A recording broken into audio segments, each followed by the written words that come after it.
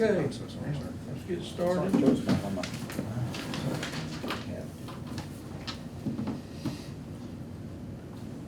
start with the county engineer in a sense, not that he's gonna be talking, but, this is from the Honorable Nathaniel Ledbetter, Speaker of the Alabama House of Representatives, and then, well, it's to him, I guess, from the ACCA. And it says, "Dear Mr. Speaker, consistent with H.R. 367, passed during the 2025 regular legislation session, which established a joint interim study commission on utility relocation costs. I am pleased to appoint Lauderdale County Engineer Eric Hill to serve as the Association of County Commissioners of Alabama representative on the commission." Here, here. Yeah. We definitely want you on that. He's already a legend down there. Y'all know my stance on utilities. Here's the contact information to get to Mr. Hill if you need it.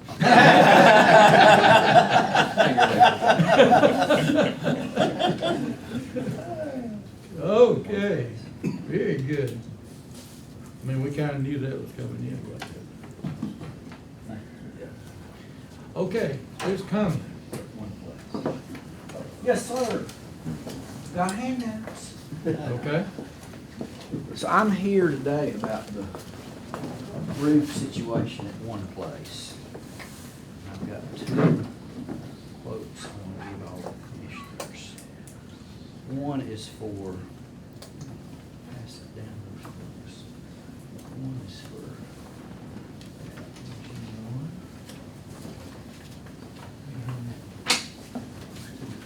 everybody got one?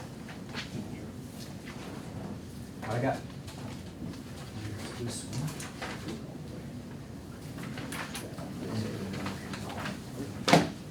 Pass that to see, Roger.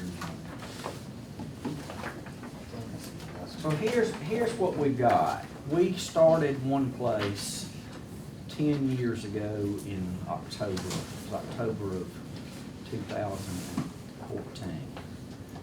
And we ended up, the city and the county now own that building. It's leased back to one place, the $1 a year, whatever that number is. So we've had roof problems kind of since we've been there. We've patched, we've done this, that, and the other, and we're at the point now where the roof needs to be replaced.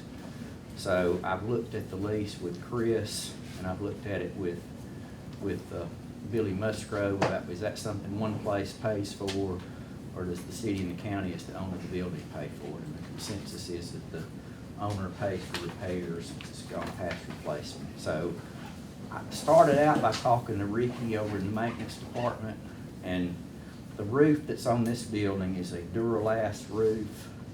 So it's the Cadillac. That's this first one here.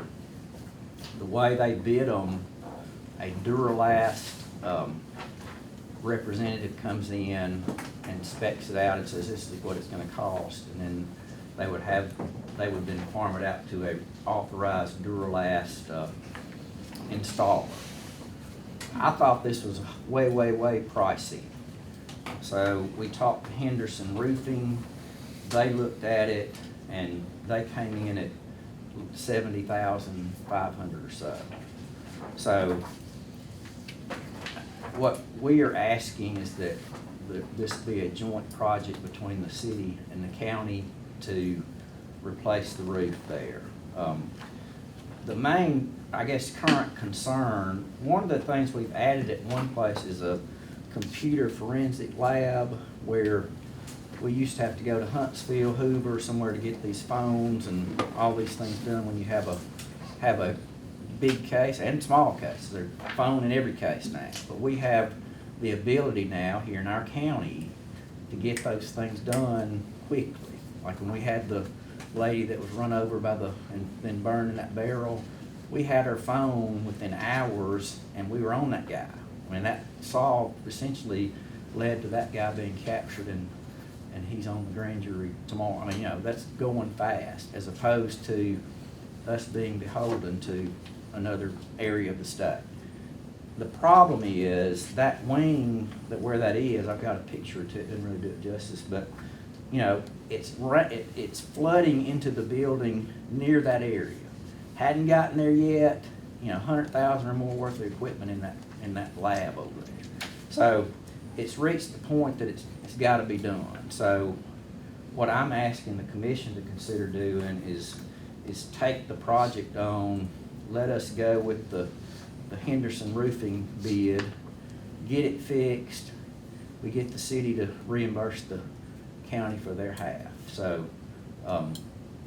it's Public Works, Brooke has explained how that works. There's a way to do this quickly and not have to get tangled up in a next year's budget or whatever. I mean, we'd like to get it done ASAP. And I'm meeting with the city tomorrow at Ford, kind of run this by them as well. So, Can we do that? That's good. Okay, so that would, we would be 35,200 or whatever. right. And I'm getting, you know, What kind of roof are they gonna do? whatever's in all this paperwork. I was thumbing, but I didn't see that Oh. part where they started naming after the pictures here. Have you looked at the Henderson one, Ricky? I have not, I saw the last one, but I haven't had a chance to. I think, they were kind of suggesting, Okay, I see 22 gauge, yes. Javelin, okay, that's Javelin, I mean, that's good. That'll be good. Instead of galvanized. Okay. And I really think, given the price of this one, I was surprised to get the Henderson quote as low as it was. I really think it's based on some goodwill that one place has, that their local contractors want to help a good organization in the area. So, I mean, I would urge y'all to try to get it done as quick as we can. If we could get it on the agenda or whatever y'all need to do. Anybody got any questions? You want to see my pictures? It looks like, Mr. Pettis, it says TPO roof membrane, so I think that's a polyurethane based, and the galvanized is the glass year-round. So it's kind of like a Duralast alternative, I think, Yeah. just a different Right. brand. Given the local meetings, calling about this going back a few months now, and met with Brooke, given some of the torrential rains we've had, and given the progressive nature of the flooding over there, and given the fact it's next door to some of that highly sensitive, highly useful information, I believe this almost rises to the level of an emergency, not in and of itself, but it needs to be expedited. Roof needs to be fixed as quickly as possible, in my judgment. And there's ways to do that. We've researched the law, we've read the law on Public Works, and there's ways to do it. Everybody good with it? That's good to me. Yes, sir. Very good. That's persuasive. Just returning to me. He didn't even use some of his technique. He was first doing it. And talking about it. Let me make sure I don't misspeak. I'm gonna go to the city work session tomorrow, and I'll be able to tell them y'all are on board and keep going forward. We just need them on board. Your persuasive argument convinced me. What's those pictures? Yeah. Got more? Okay. Thank you a lot. Appreciate it. Okay. So, it'll take them 2 weeks. Don't mean that's agenda, don't look like. Oh, we already have. Well, that's good too. So, But the resolution is a contingency. that's the one we read. Oh, no, that's different. Okay. But it is contingent upon the city agreeing to this, that it has Yeah. no authority whatsoever, Yeah. the resolution itself has that in it. So it would only become an effective agreement on the city stepping up to the plate in their legal form. And then we can manage it because we can do it so much quicker than that. No insult. Well, that's. And let's don't forget the reimbursement factor in this. Okay. So that's good. All right, thanks. Okay. Sheriff? Well, I don't have any pictures to go with mine. No. School, SRO, school resource officer, so as we sit here right now, it looks like we will start the school year 3 SROs short. Do not have the applicants to fill those positions right now, part-time positions.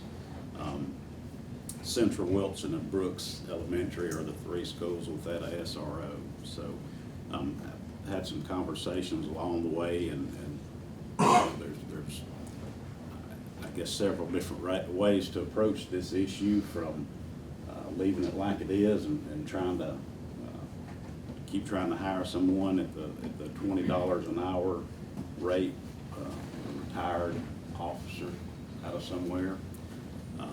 And there's all the way at the other end of the spectrum, and that's to go with a full-time SRO and place them in the schools.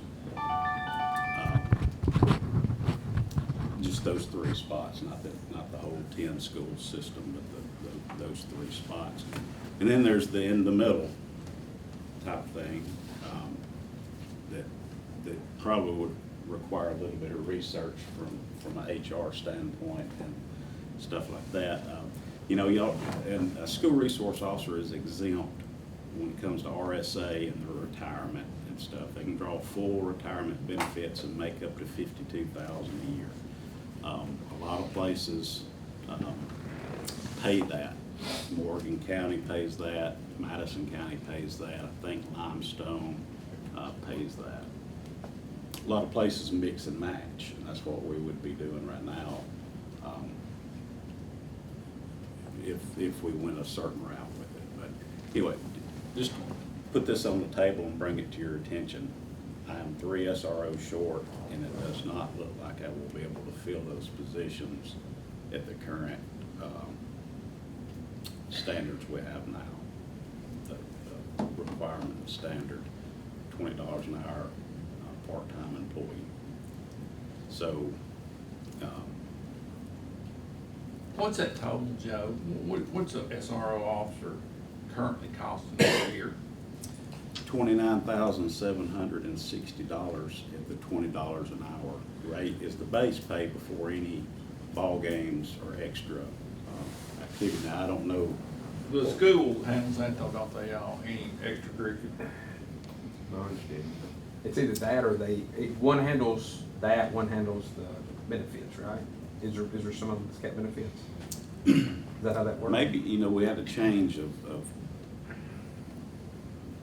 a year or 2 ago where any overtime, ball game overtime had to be paid in the form of overtime instead of on a check from the school to them. So I'm not sure if the school pays 100% of overtime to the SROs. I know they do regular deputies. They pay 100%. I don't know if that cost is split 50-50 with SROs or not. So you said, Joe, that there are some people that are paying retired people more. Like the Morgan County, are they providing retirement insurance? I suppose they are. I mean, Well, didn't you say they could make up to that while they were retired?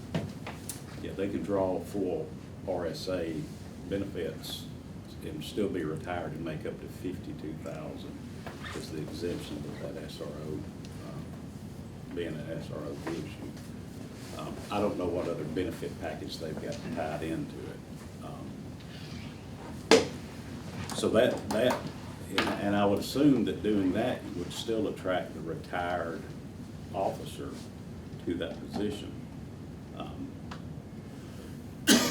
Right now, I'm 3 short and can't attract anybody. What's your suggestion? What do you suggest, Joe?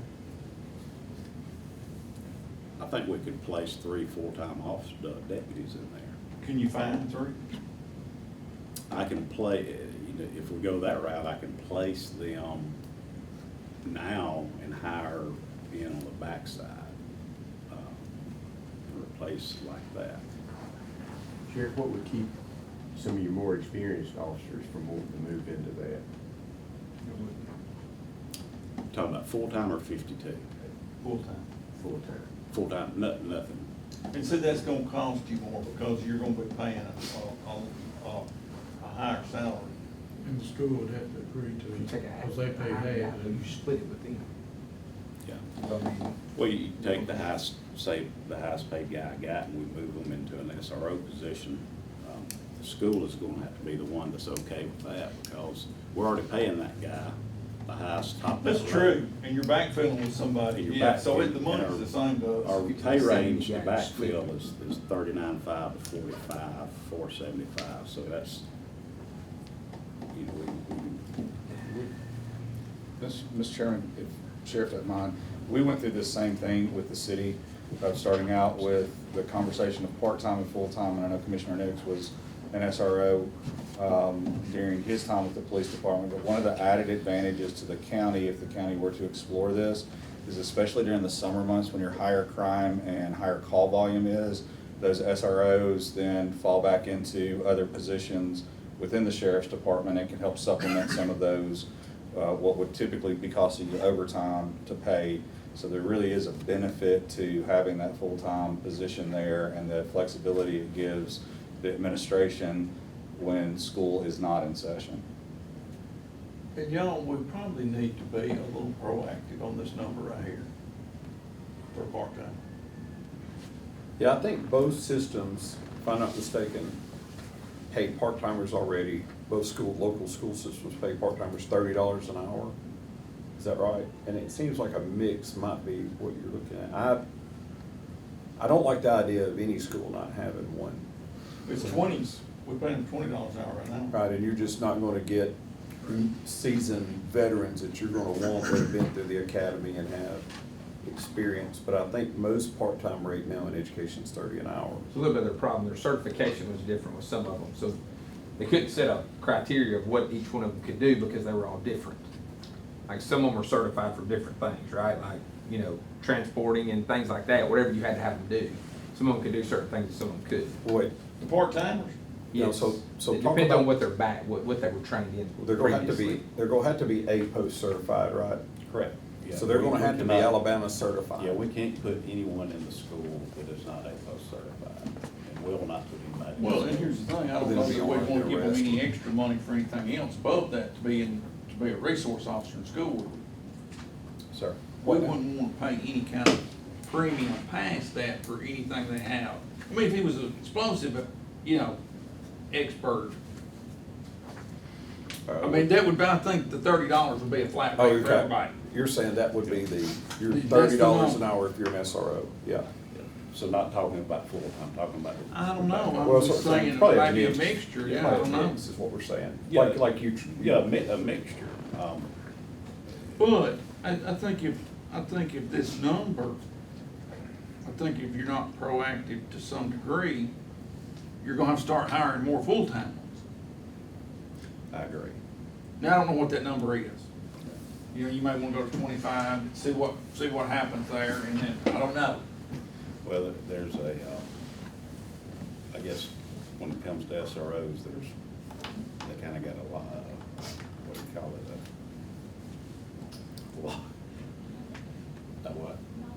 A monopoly. I mean, you can't, who else are you gonna use? You can't, so you're gonna have to pay what is allowed to get them in, you know.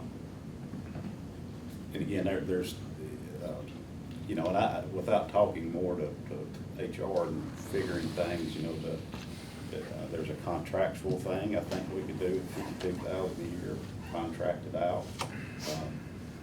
Or we can leave it part-time status and raise that dollar amount up, which will probably have the same effect or we can go full-time with it. The problem's the draw. You're not drawing enough people, obviously, fill what you have.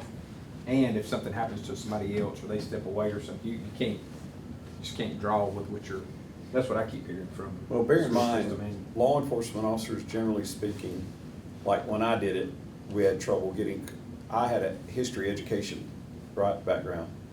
Most cops go to be certified to be police officers on the street, so it's not a giant pool to choose from as it is, right? So, I mean, they're not dying, I mean, there's not tons of applicants usually speaking from law enforcement. No, and you gotta find the right person. Gotta have the right one that can work with young people and administrators and teachers.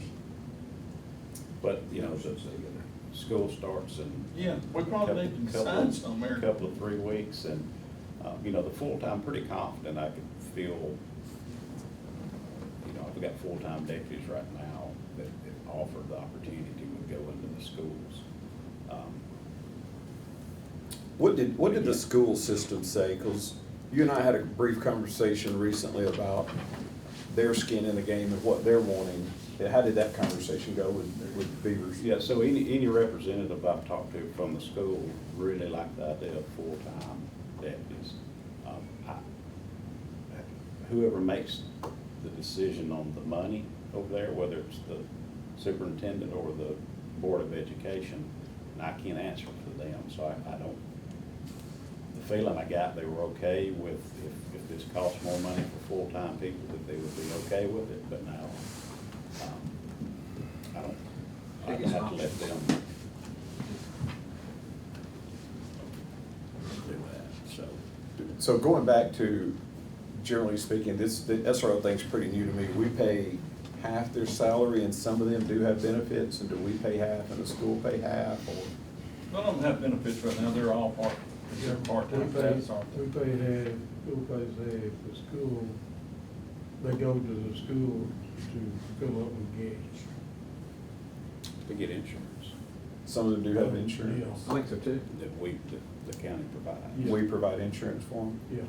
So I think the school system pays the extracurricular activities and we pay the insurance. I got you. Something like that. It was some version of that.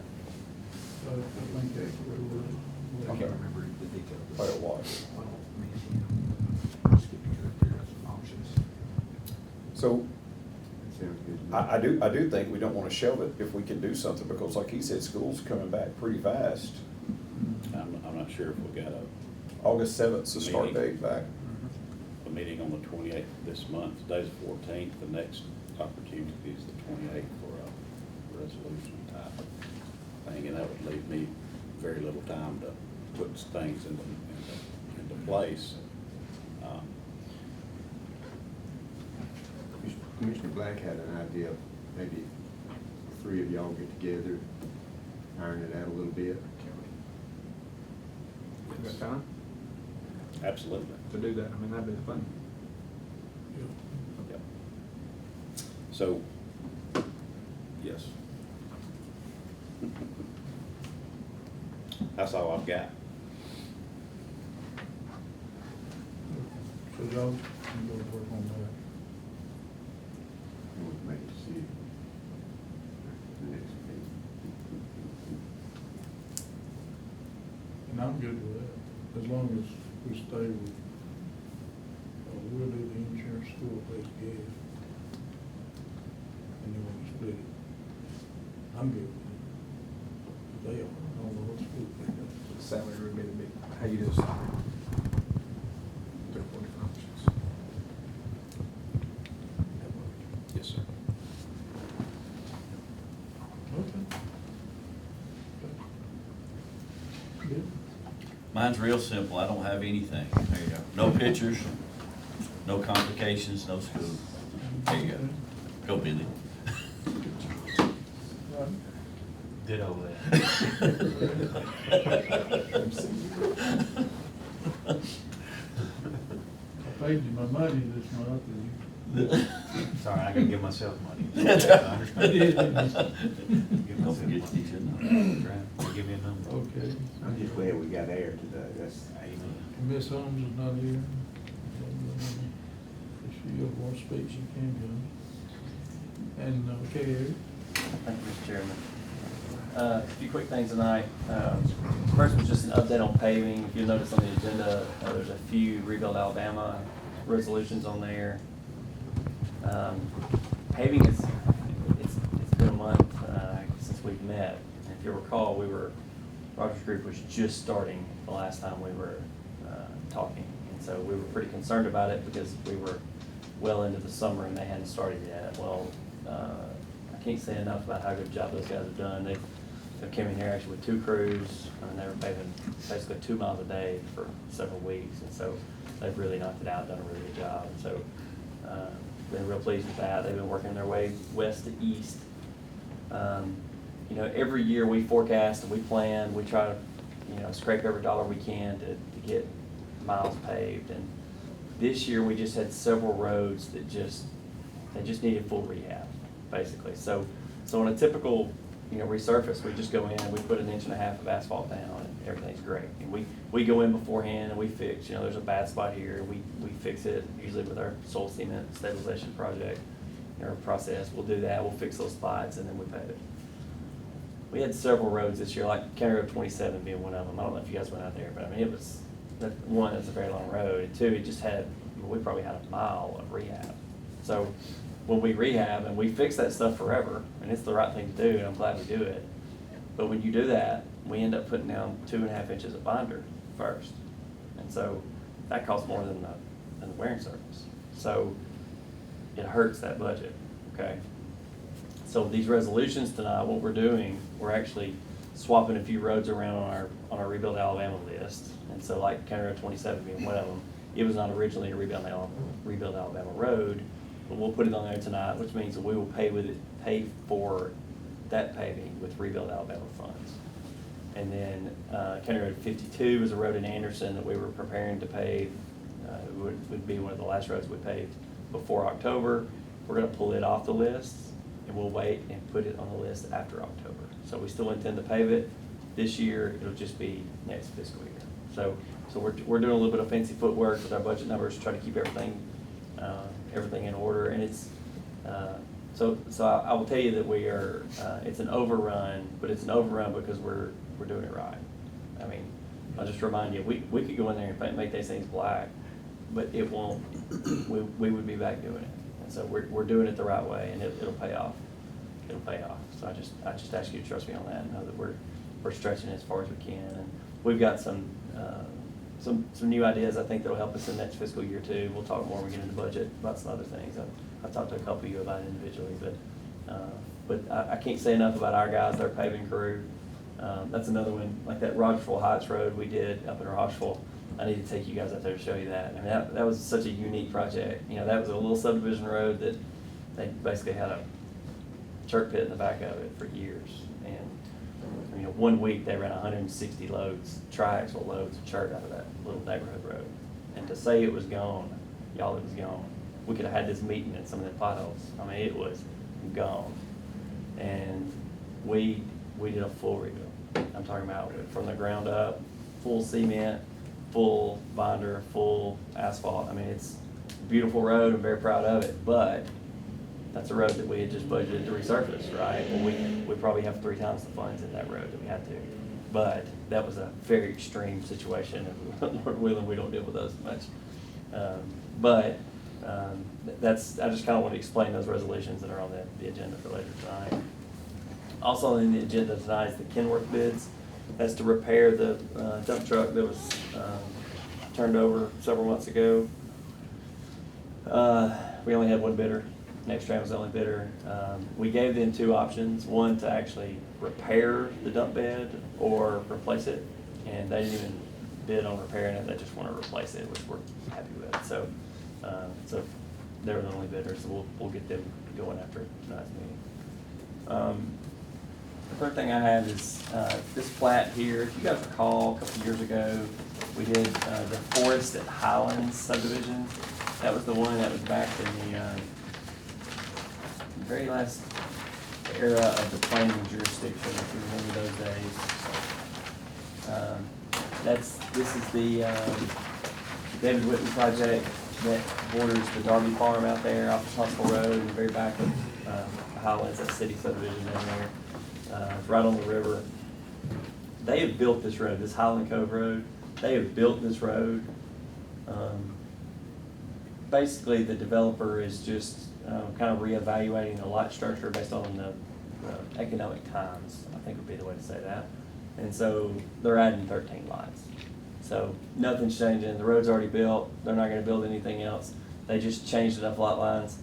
Typically, a developer comes to me and, you know, they've got a 50-lot subdivision and they say, hey, we kinda messed up on lot 22. We need to move this lot line over, you know, and it maybe changes it a little bit. I don't usually bring that to you guys, but adding 13 lots on making 33 out of 20, I just felt like that was significant enough. We should take it back through the process. So everything's compliant. It looks good to me. I don't see any major changes other than it's just going to be 13 more houses out there. But we'll send all the letters and the legal things that we have to do to get out and before the meeting on the 28th.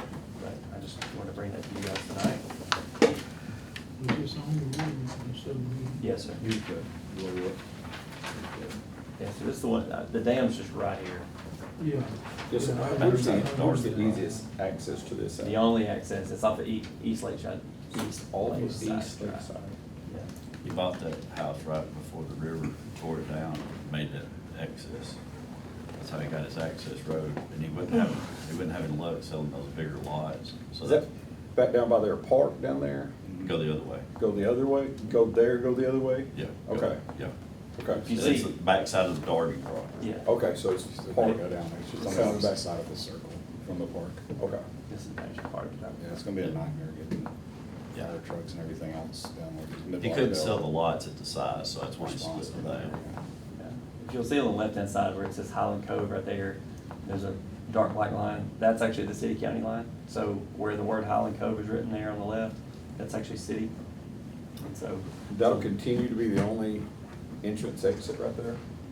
there's a master plan that eventually, you know, could tie back in through the Darby's place, but that would be a long time and would take involvement from others, So which fire department would respond to Mid that? Lauderdale.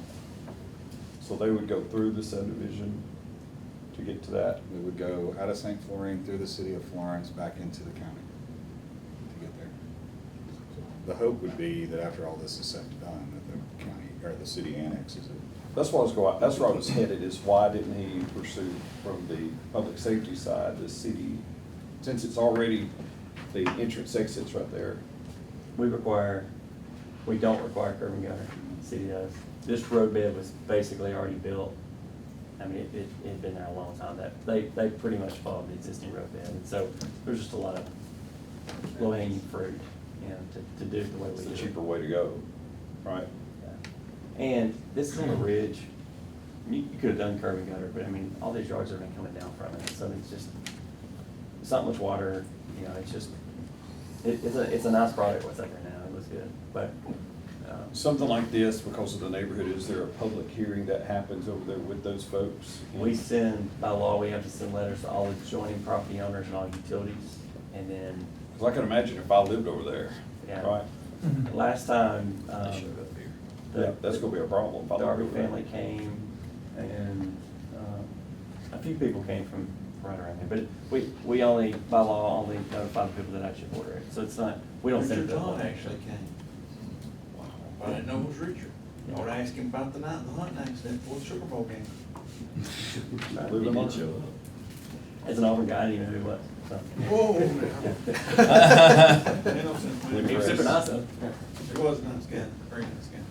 So, like I said, I would expect the same process, and probably would have a few show up to maybe ask questions or whatever, and of course, we send a letter that says, feel free to reach out to me, and, let them know. So we'll get that sent out this week, and so you should get plenty of time to contact us. Oh, that's the gentleman from the east of Weary. Also, Ms. Brooke, I've got the application in my office, I'll send that to you. That is the application check. Tomorrow, thanks, Danny, for recognition on that utility committee. I do have the first meeting of that, is tomorrow at the State House. The Study Commission on Utility Relocation Cost. I think you guys know my stance on utilities in our right of way, and from what I understand, this committee is judging the, kind of looking at the possibility of maybe changing how, by law, how we do that, and how we, maybe look at compensation for utilities when we ask them to move. So I'll be glad to report back anything y'all want to know on that auxiliary topic. So. Last thing I've got, we've talked about it forever, and this would have been a different story yesterday than it is today, but Happy Hollow Bridge, we've officially got our weight restriction stuff in. We have changed. We actually put up signs last week that made that a 9-ton weight limit. When we did that, we posted what Aldott sent us, which was a 9-ton weight limit sign, and under that, another sign that said emergency vehicles, single axle, 5 tons, tandem, 6 tons, and gross, 9 tons. It's confusing. And had several calls from our illustrious EMA director and some friends at the volunteer fire departments, and I can see where that's a little bit confusing. Those numbers don't even make sense to me. I get it. And we're talking about fire trucks that weigh more than this anyway. So did some technical research on why that sign would be required and found out that we actually don't have to legally post that. So I got the guys to remove the emergency vehicle sign today. So the statement is, it's a 9-ton bridge. It's a 9-ton bridge. And so, and we'll work with our emergency personnel as much as possible and be, I want those guys to know everything I know so that, they can know the situation. We were under that bridge last week. We actually, our inspectors came up, we hired some guys with snippers and boats to come up and do this one for us because it's so unique and it is fracture critical. Those guys came up and we went on the boat, got under there, actually ended up getting Paul Harrelson, who did the repair on that bridge back in the early 2000s or late 1900s. Wow, that's what I say. And he actually got on the boat with us and told us what he did and showed us. We looked, and some of that stuff has started to fatigue a little bit, and that's part of the reason our weight limit went down some. We are working on a remediation plan for that. We are going to try to go into there and repair that. I'm going to repair that no matter what. I can't promise you that it'll raise the weight ton back. Even if it doesn't, I'm going to repair it so I can sleep at night. And I just think it's the right thing to do, and I don't think it'll cost us that much money anyways in the grand scheme of things. So just want y'all to know, if you hear me talking about a remediation project, and we hope it'll help, and we will submit it and hope that we can get some of our tonnage back, but even if we can't, I think it's the right thing to do. It's just that when you go into there, it's pretty obvious what's going on, and water's the enemy. If we can seal some cracks up and get some steel covered up, and it's just good. It's just good. So if my job is to protect the people that are driving across it, and I think it's the right thing to do, even if it's a 9-ton bridge. So we'll be pursuing that. So, and Mr. Chairman, that's all I've got. Mr. Chairman, I got one question for Harry. What do you think about chip seal? Well, my daddy always told me never say never. And if you asked me that 3 years ago, I told you I hate that stuff. That's something, when it comes budget time, I'm gonna ask you guys about us getting back in the chip seal business, and hear me out. There are roads that it's appropriate for. Yeah. What I would like, the main purpose I would like for us to get back in the chip seal business would be that expensive binder I was talking about. We're putting 2.5 inches thick that we need. It's the structure of a road. We can do that at about half cost with chip seal, a lot faster, and we do it about half cost. Get a very similar structure in terms of what we're doing. It's a cement stabilized base, chip seal, which is just chip seal is a fancy word for some big rock with asphalt over it. The big rock will give you some structure, but more importantly, that liquid asphalt will give you an impermeable layer, because water is what we're fighting. So we'll have this beautiful concrete base, we'll have an impermeable layer, and then we'll put our just wearing surface over the top of that. And I think we'll have a road that'll be very strong and it'll be a lot cheaper. Especially on those roads that have 1, 2 houses. Yes.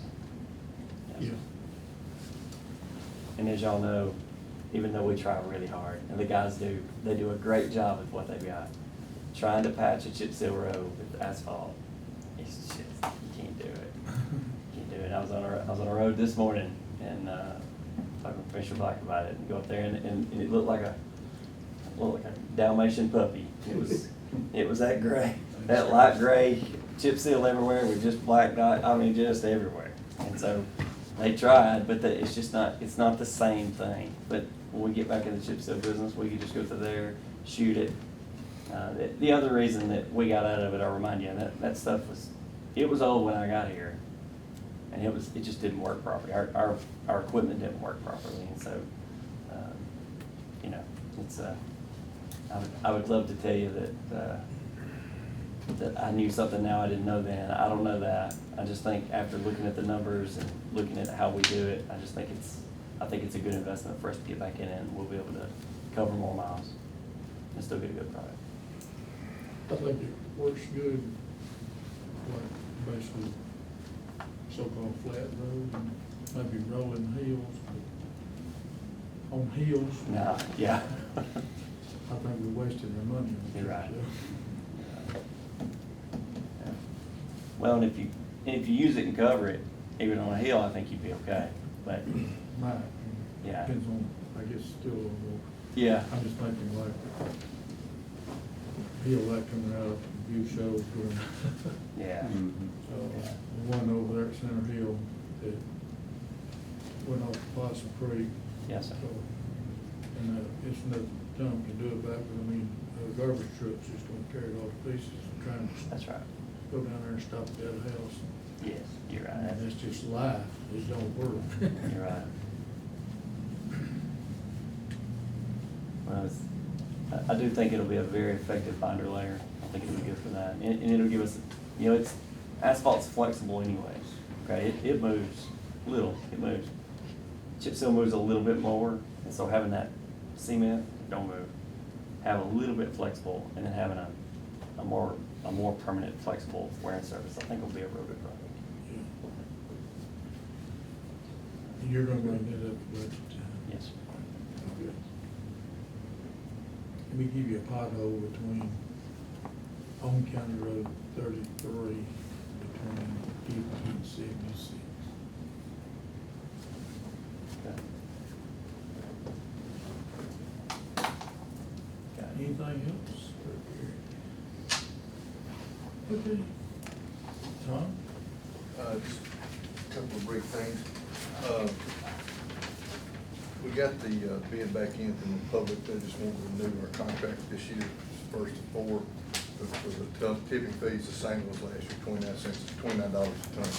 So I've sent it to Brooks, so it'll be on the upcoming agenda to approve. Light I went to, we did the hazardous waste thing this weekend. I think everybody there thought it was a success. I think they figured out it was a little over 500 cars came through.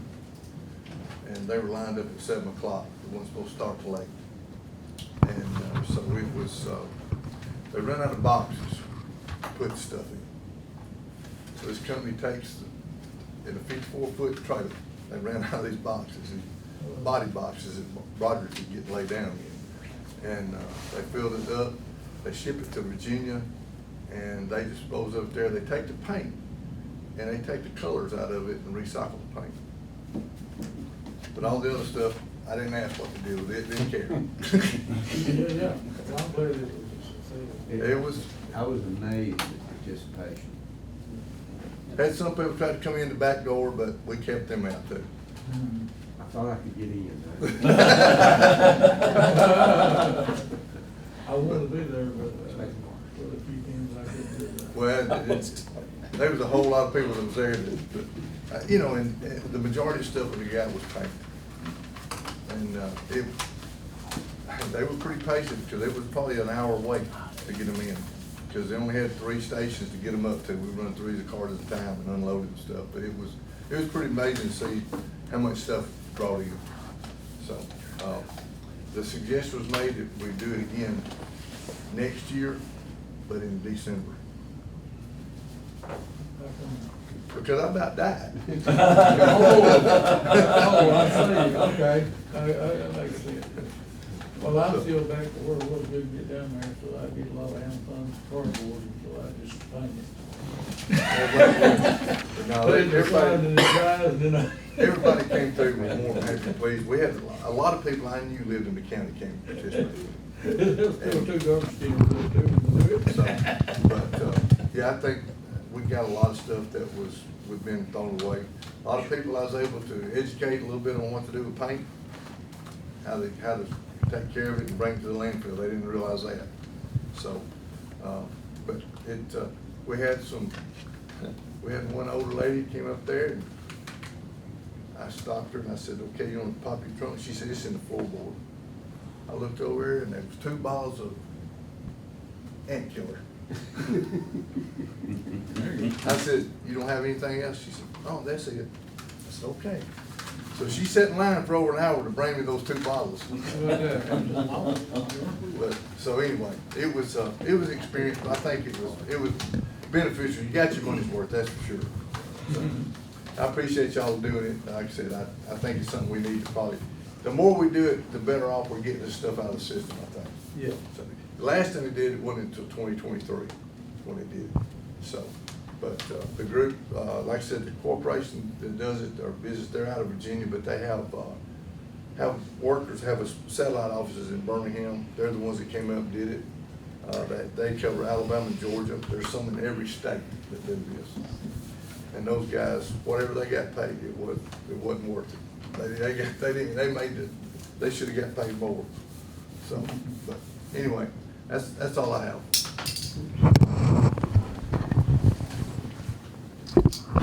We'll tell you one other thing, Mr. Garner, Mr. Black. We had an incident that I took it for myself to go ahead. There was a lady in Green called and she had a refrigerator with rotting meat and food in it that somebody had thrown in her pasture. So I on 36, so I went out and looked at it, and to make sure I was covered, she signed a release, a property release. I called the health department. I talked to them. I said, I need a letter saying it's a health issue. So they gave me a letter of health issue, and we got it done.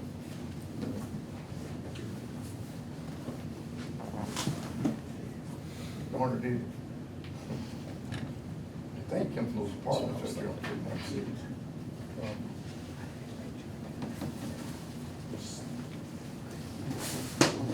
Thank you, Mr. Chairman. On tonight's agenda, you have 2 grant approvals for our department. One's the RC&D grant. We were awarded $10,000. That's for spotlights for vehicles to use during inclement weather. The second is $25,000 from the Community Development Fund. That will be used to fund fire blankets for the volunteer fire departments. Those blankets will be used for vehicle fires and EV fires. Currently, there's only one department in the county that has one. They just bought it unbeknownst to us while we were applying for the grant. So we'll make sure that that's taken care of. Then also tomorrow between 10 and noon, we'll cut over to the new computer-aided dispatch system, and so that will put all first responders in Lauderdale County on the same system. So y'all excuse me if I'm looking at my phone back and forth. We've got engineers at 911 trying to get all of that together. So that's moving forward. Last week, MCA was here to start on the tornado siren repairs. We had 13 sirens throughout the county that were non-functioning. Those most have been repaired. There's 3, I believe, that are still, that'll get done this week. One at Sunset Beach Road and Gunnerford, one at 25 and 34 in the Green Hill Killen area, and one, I think Rogers School, they've still got one piece. It's functioning, but they've got one piece that they've got to replace on it. So those will get finished this week, and then also installed the new sirens at Cox Creek and Darby, Anderson Town Hall, and 207 and 64. That's all I have, sir. Anything for Brad? I've got just a few updates.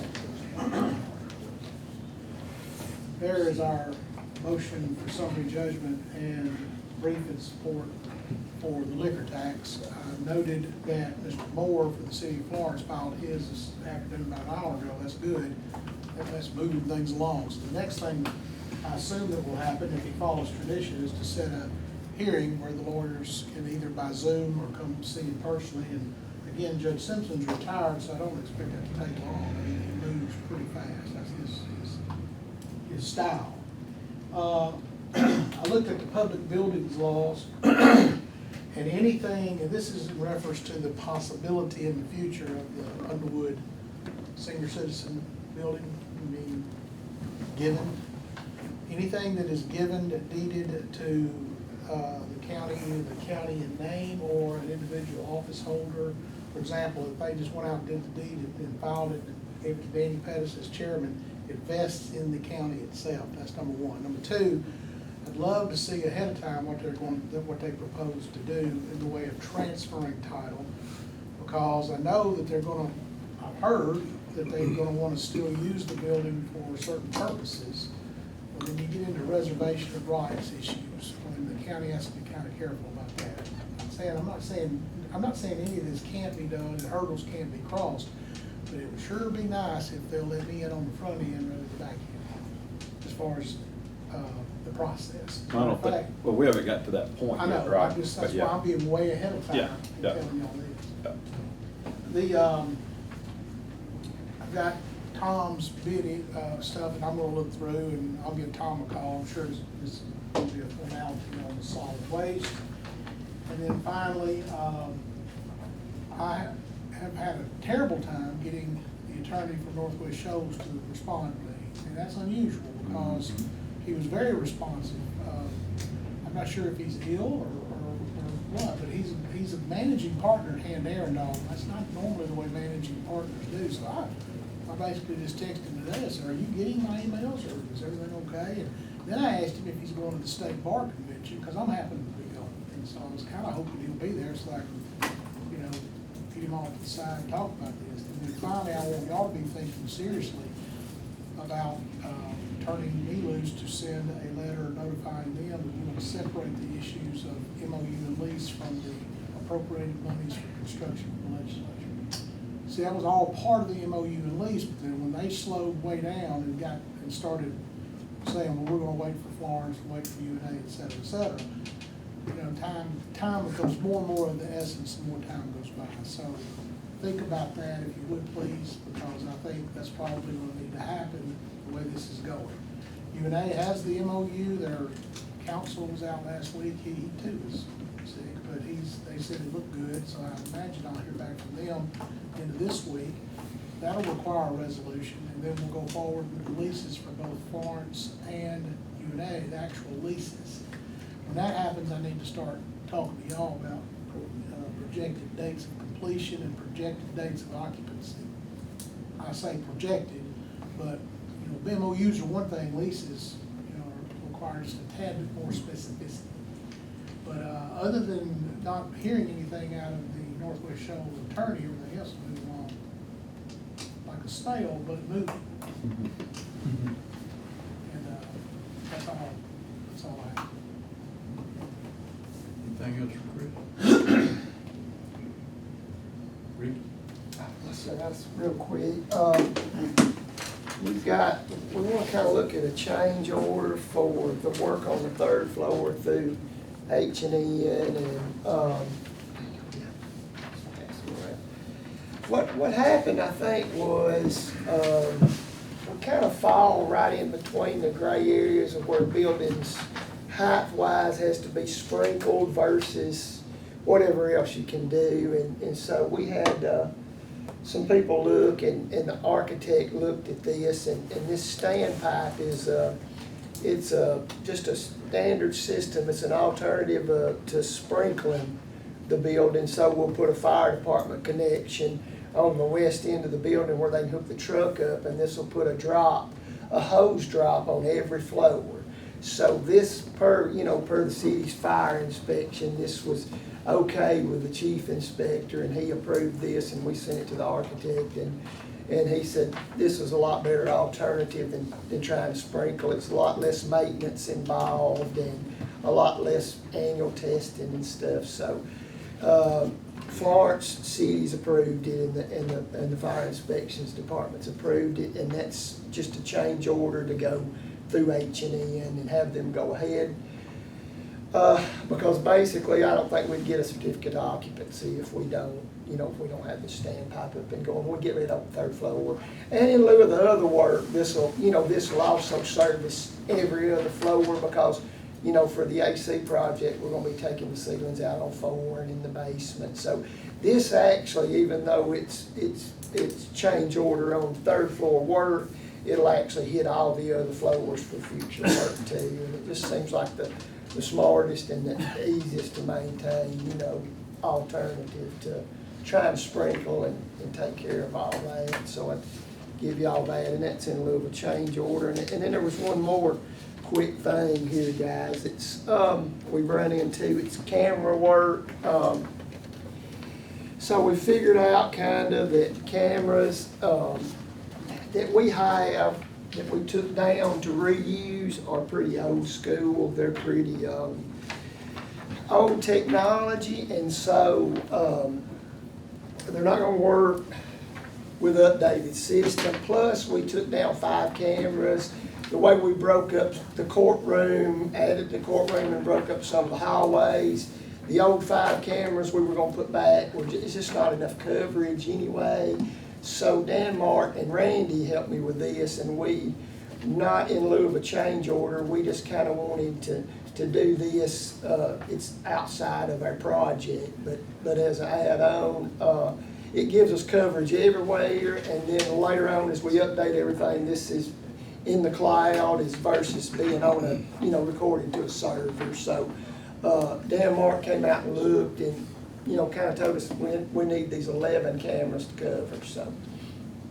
And that'll cover what floor? That's third floor. That's everything, Joe, on 3, the new courtroom. And like I said, we altered a lot of hallways, so there's a lot of dead angles. If we just went back with the existing 5 that we took down, they were pretty old, and we just wouldn't have enough coverage, you know. And to mix and match that old stuff that's going back to like a recorder, and then the new stuff would be going in the cloud, it's just kind of a mess. So this was just an alternative for that. So, Chris, would that be in below 30, but it still being outside the project, would that be outside the bid? We have to bid that. Under the bid limit is the key, but it sounds like that's gonna be an add-on to an existing contract, a separate contract? Yeah, well, they do the rest of the cameras too, as far as like their maintenance and service the cameras. They're our service provider now, you know, for the cameras over there. Absolutely, yes, it's needed. Yeah, oh yeah, I just, Ricky, what was the problem with the air conditioning? I never did hear it. Oh, well, what we had was and we're not really sure what trip, but I got in touch with Certified Alarm. We had valves replaced on our fire pump in the basement, so we had to shut all the water off to the whole building basically for that service. They did it on Saturday, and then for some reason after they got through, they said everything cleared, so they left, and the fire system went back into not an alarm but a trouble state.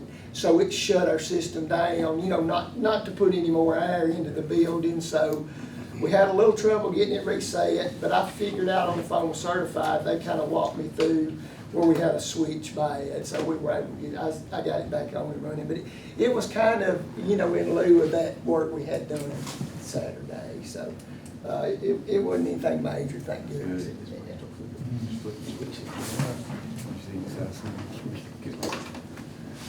We'll let the department head. Thanks, Ricky. thanks, Ricky. Thanks, Tom.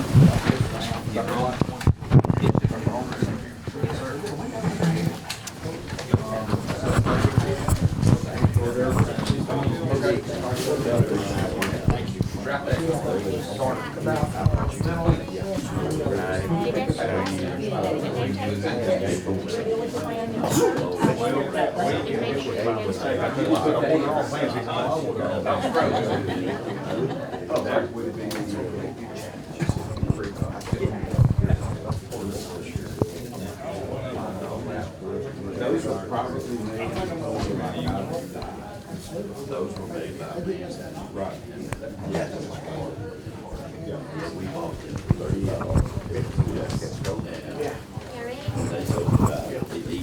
just left it. And then there was a guy that worked out there that was suing for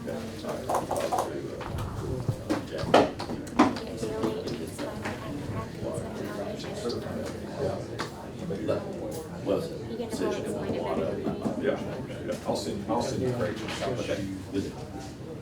Can you tell them about the auto pass? The money for the auto pass? Tell them about that. Okay, let me stick and do that. Yeah. Okay.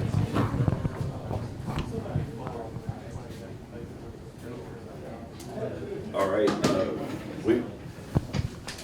when you escrow your mortgage, that money goes into a holding place, then it comes to a clearinghouse. That clearinghouse sends us the money. All right, if those numbers are off, if the number on it or the dollar amount is wrong, it comes to us. We try to get it back into the clearinghouse, to get it back to you, because you don't know whether you paid it or not.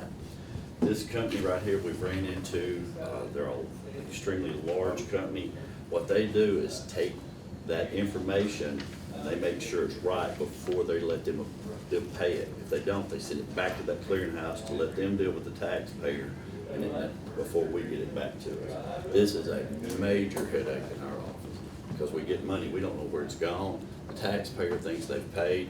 The next thing you get is a late notice from us. And here we are trying to track this stuff back down. It does not cost us anything.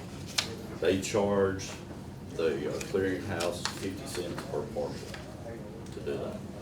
Very, very interesting. So that was a thing that, man, as soon as me and Amy heard that, Amy is my chief clerk, is like, this would be great for us, especially if we're growing and we're still having more and more issues. And you said it's free? It's free to us. No, it doesn't cost us anything. Who's gonna make you sign it? Well, I'll tell you this. I'll tell you how I did this. I looked at the contract, Amy looked at the contract, we talked to the guy, I brought it over to Brooke, I said, look at this. And she had a sentence on there, she said, it looks like it's charging you for training. I called her back, I said, hey, it looks like it says it's charging us for training. I'm not charging you anything, I know. I said, take it off. They took it off and brought it back to Brooke. I said, there you go. That's why the more eyes we get on it, the better off we are. So, like I said, we're all on board for this. This will save us some major headaches. I mean. It's on the agenda tomorrow for approval.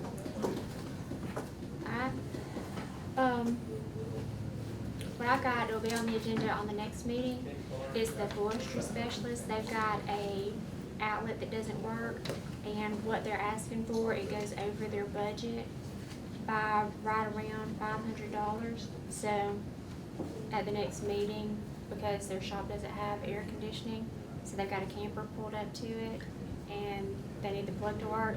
Here's the email. It's got the backup documentation on it, if anybody wants to see it. But I just need permission to amend their budget. Who is it? The forestry, That's a city property or? city county, we have a stake in that and a budget for them. It's what? Forestry. Forestry. I thought the city owned that building by way of, by vote of the people. Which building? The forestry building on Waterloo Road. Oh, That's my understanding is that the city owns that, because the city had looked to sell it one time, but it was going to require, I think, a vote of the people.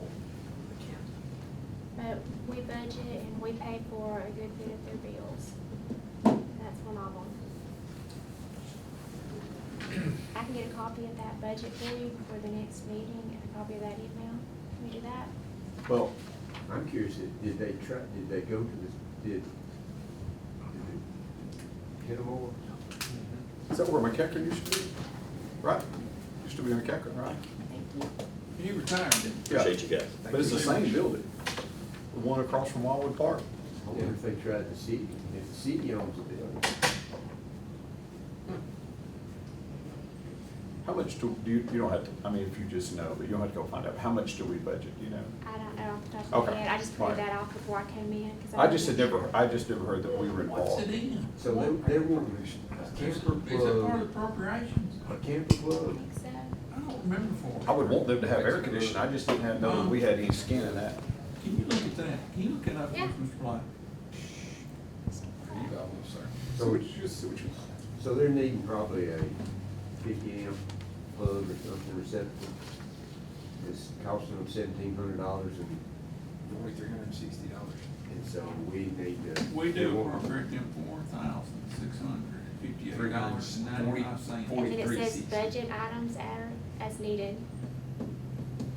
It comes out of your general fund. That's what we appropriated, how much? $4,360 in '24 and $4,360 in '25.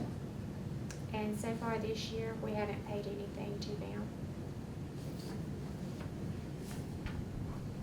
We So haven't cut them a Well, check if it's in the for budget, Then why wouldn't they? That says that it'll go over their budget. But they haven't spent any money? No, but they probably have other bills that'll make it. I bet they spent some money.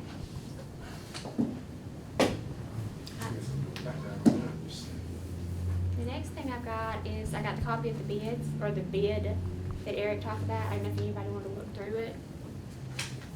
Look in more, check it back. But the bid bond's in place on it, everything's good with it.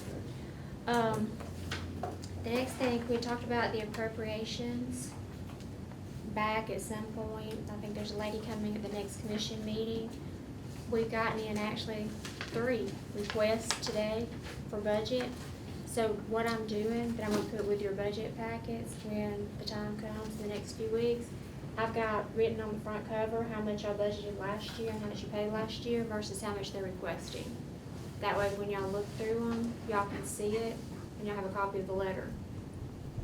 Because I know it's hard to kind of get this, or use your phone to balance everything. We're gonna do level funding. I think so. More than one. Then what I have is, I told you that one of the judges had come and asked about renting a space. We've got the government building rent on how much each office pays that's rented out right now. And then we've got the floor plans that tells the square footage. Probably by sometime first thing in the morning, we'll have what the different rates are. That way I've got that. Let's see. Cybersecurity. At the next commission meeting, we had a blanket cybersecurity policy that the association put out. And Randy has done 2 cybersecurity policies in the past year, 2 years, on different things that he suggests that be done. So we're gonna combine and mesh them together so that it works good for the county. At the next meeting also with cybersecurity, we have a 1-point end that's time for it to be renewed. It renews usually every year around July 31st, so the one that we have currently will go out, and it's outdated, so they're wanting it to upgrade, and that's $24,000 a year, and I don't see where it's been budgeted for in this year, so we'll have to amend the budget, and we'll have to put that in place. The other thing he's done, which will be closer to budget season, I asked him to go ahead and get prices for cybersecurity, the proactive care, and also privileged access management, to where they could control and he could work from the office here instead of going out to different sites. One price is $19,200 a year for endpoint, and then for the privileged access, it's right at $10,000 a year. And those are things that will start to be audited in our financial audits by the examiners every year. The other thing that I've got, last thing that I've got, is there's an opioid lawsuit that we're currently part of, and they've opened up another section of it to where if you weren't part of the opioid lawsuit originally, you could join into it. But it's a different lawsuit, so I've given a copy of it to Chris, and we have an attorney, I think he's got a, I can't remember the attorney's name. But he's gonna get with him, and we're gonna have that at the next meeting, so that if that's something that y'all want to go into and do, we can have it ready for resolution.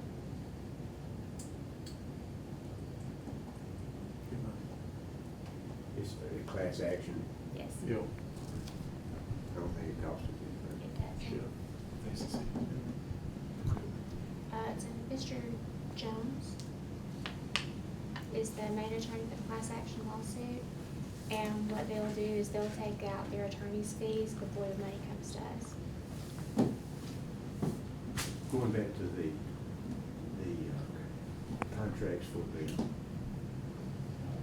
cybersecurity, that'll help us with what April was talking about. And Randy feels confident that that protects us from, Randy says it's a money hole, a black pit. You can put as much money as you want to in it. They're just gonna find some way of getting into it. But this will give it to where you'll have another company that will be watching everything other than Air Office here or ICS. It'd be a third party that will watch everything that hits our system. well, Todd recommended PC Mag. I'd like to talk on it maybe This next on- meeting, maybe next meeting. I got it on my computer. Does it work? Yeah. It's been working for, a good while. This is new. It's a long, It works better. than Roger's the old. one that brought it to my attention. He's a cybersecurity. Yes. Well, they've given, or Randy's given me the proposals, if anybody wants to look at it. Now, there's another thing that you can do that's $815 per month per email, where they will send different users an email to try to get them to click on it. And then if the person clicks on it and fails the test, they have to go to training. So here's what, here's what I would ask. The I've been busted ACCA, on that one several times. the ACCA probably has some sort I won't of even answer deal, email right? anymore. Some sort of guideline. Yes. See, This is bam. their policy. Black, focus. Bam. This is the ACCA policy. ACCA policy. That's what It's a I- blanket policy. See what- Very blanket. This one That one I feel confident with. That's what I think. is more, Well, you can spend as much as you want to on it, but I guarantee you the ACCA has probably put time and money and effort into finding out based on federal law How much enforcement. is the cybersecurity ACCA? well, it's just a Just a policy. Okay. It's But not. they would have a recommendation that they're doing, because we could mirror it. No, but if we joined in with their liability insurance, then they have a liability insurance clause and recommendations that go further than this, that they recommend doing. Do we have a quote on that? No, that's one thing that Eric and I had talked about since he's on the liability board now, is to try to get a quote for the county for liability coverage through the ACCA. Seems to be since we're safety, So if self-funded. somebody Sure. hits into us and hits us for something, 300,000, 400,000, like that hit the city, then that would cover us. Seems like Right, that right now, law- the insurance policy that we have for liability on cybersecurity is a $3 million coverage, and we pay a pretty good penny for it. I just am confident that whatever the ACCA is doing, that other counties are probably doing it, it's probably proven, and you're probably gonna get a better rate, They right? won't use it Right. if it's not. Right. I'd like to know what that rate is to join them. And Danny, you think also, that? they had a grant at one time. I'm sorry. On the state level, there was a grant for cybersecurity protection. It was through ADECA. I don't know if Lauderdale County attempted to apply for that grant or not, but we can contact and see if it's still open, and if it is, we can try to apply for it. Call Mr. Boswell. You do that, I'll find out about the forestry. We don't even make that. Stay tight. Stay tight. Ain't that? I think you need to meet with Joe's, Northwest Joe's attorney. That may be what he needs to do. He may not have a lot of. I'll go with you. Yeah, go with Are it. we good? Let me go. Is that? That's all I got. Okay. That's what I'm saying. Great. Oh, wait, no, I lied. Oh. Sorry, Sorry. can't leave yet. It's all right. Oh, go to the restroom.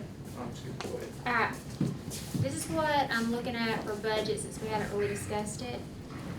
When the department heads are turning in their requests of what they want, because the budget is so huge, and there's so many different departments and so many different accounts, is breaking it down and giving y'all in advance, one at a time, so it's got the revenue, it's got the expenditures, letting y'all look at it, kind of digest it a little bit, and then come back and have a meeting with the department head to where y'all can have that budget hearing. But that way, if y'all have it, y'all have time to look into it, ask Kim and myself questions about it, kind of see on the side, we've put their descriptions of what they've asked for.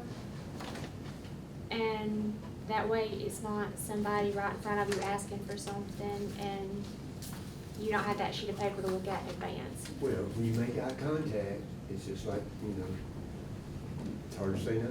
Yeah. Is, We do it, Joe. we could do If this. you have to, you have We to. have- Maybe a 5-year. We've or only got 10-year X number of average. dollars and you're trying to That's a spread different it as column.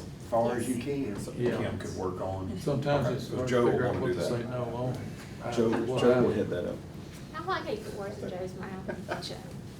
I'm talking about maybe a 5 or 10-year average as an extra column of where we are now and where we want to go. And then if we knew what the 5 or 10-year average was, that's a pretty good predictor of big jumps. Probably 5 where the growth is going. Yeah, because if you go back too far, you'll wind up We won't. with the COVID mix and all that. Yeah, the 10-year may not give us the truth, what's Yeah. happening right now. With the cost, that's right, the jump in cost of everything. I'm telling you, it's, I just need to know if this is something y'all want me to email out, or if this is something y'all want me to print out. Print mine out. please. Probably for us, print. Right? yeah. That way I can mark it all up. I can mark it all up. Yeah, that's what I like. I like a printout on that budget. I can print and put it in red. Thank you. Thank you so much. No problem. Gentlemen,